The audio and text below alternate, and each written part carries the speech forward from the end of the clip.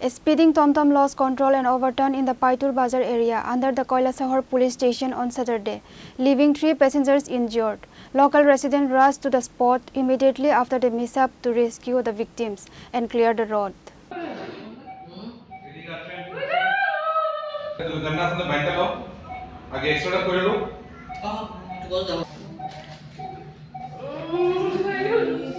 According to eyewitnesses, the e-rickshaw was moving at a dangerously high speed when the driver lost control, causing the vehicle to flip over on the busy market road.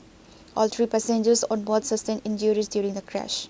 The injured individuals were immediately evacuated to the nearby Unakoti District Hospital in Kailasahar for emergency medical treatment.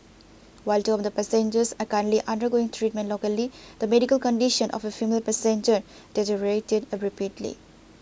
Due to the critical nature of her injuries, attending doctors referred her to the GBP hospital in Agartala for advanced treatment.